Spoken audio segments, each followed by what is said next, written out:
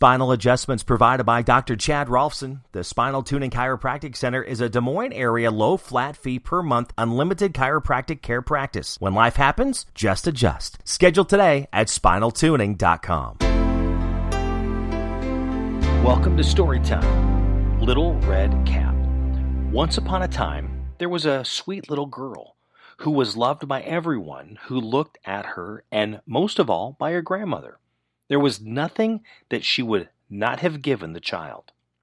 Once she gave her a little cap of red velvet, which suited her so well that she would not wear anything else.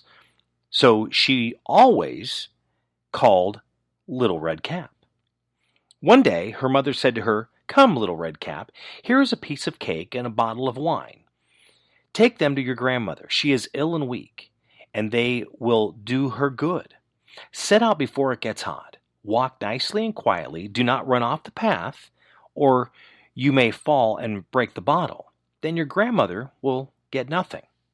When you go into her room, don't forget to say good morning, and don't stop to peep into every corner before you do it." "I'll take care of it," said Little Red Cap to her mother, and gave her hand on it. The grandmother lived in the wood, half an hour's distance from the village. And just as Little Red Cap entered the wood, a wolf met her.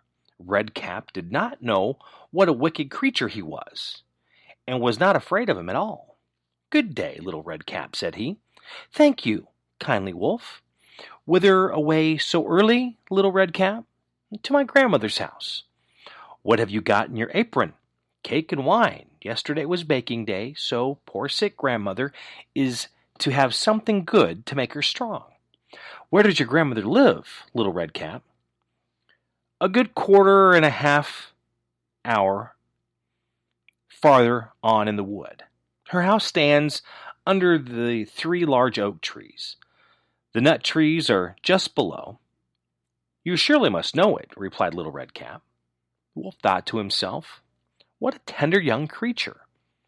What a nice plump mouthful! She will be better to eat than the old woman. I must act craftily, so as to catch both." He walked for a short time by the side of Little Red Cap, and then he said, "See, Little Red Cap, how pretty the flowers are about here. Why do you not look around? I believe, too, that you do not hear how sweetly the little birds are singing. You walk gravely along as if you were going to school, while everything else in the wood is merry." Little Red Cap raised her eyes, and when she saw these sunbeams dancing here and there through the trees and pretty flowers growing everywhere, she thought, "Suppose I take grandmother a fresh nosegay. That would please her too. It is so early in the day that I still get there in good time." And so she ran from the path into the wood to look for flowers.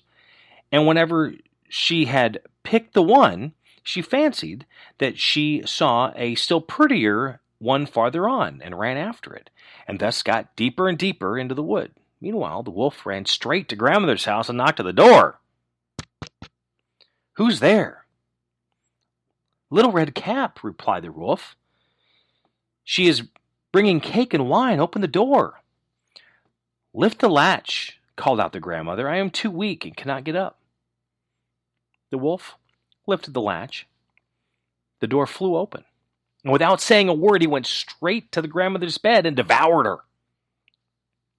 Then he put on her clothes, dressed himself in her cap, laid himself in the bed, and drew the curtains.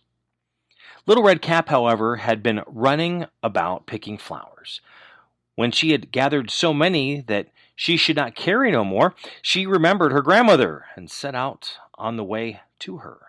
She was surprised to find the cottage door standing open, and when she went into the room, she had such a strange feeling that she said to herself, "Oh dear, how uneasy I feel today, and at other times I like being with grandmother so much." She called out, "Good morning," but did not receive an answer. So she went to the bed and drew back the curtains. There lay her grandmother with her cap pulled far over her face and looking very strange. "Oh, grandmother," she said, "what big ears you have." "The better to hear you with, my child," was the reply. "But grandmother, what big eyes you have," she said. "The better to see you with, my dear." "But grandmother, what large hands you have." "And the better to hug you with." "Oh, but grandmother, what a terrible big mouth you have." "Oh, the better to eat you with." And scarcely had the wolf said this, than with one bound he was out of the bed and swallowed up Redcap. When the wolf had satisfied his appetite, he lay down again in the bed, fell asleep, and began to snore very loud. The huntsman was just passing the house, and thought to himself, "How the old woman is snoring! I must just see if she wants anything." So he went in the room, and when he came to the bed, he saw the wolf laying in it. "Do I find thee here, thou old sinner?" said he. "I have long sought thee." Then, just as he was going to fire at him, it occurred to him that the wolf might have devoured the grandmother, and that she might still be saved. So he did not fire, but took a pair of scissors and began to cut open the stomach of the sleeping wolf. When he had made 2 snips, he saw the little red cap shining. Then he made 2 snips more, and the little girl sprang out crying. "Oh, how frightened I have been! How dark it was inside the wolf!" And after that the aged grandmother came out alive also, but scarcely able to breathe. Redcap then quickly fetched great stones, with which they filled the wolf's body. And when he awoke, he wanted to run away, but the stones were so heavy that he tumbled down at once and fell dead. Then all 3 were delighted. The huntsman drew off the wolf's skin and went home with it. The grandmother ate the cake and drank the wine, and which Redcap had brought, and grew strong again. But Redcap thought to herself, "As long as I live, I will never leave the path to run into the wood when my mother has forbade me to do so." Little Red Cap. You can listen to more stories by subscribing at Apple Podcasts or on Google Play, Spotify.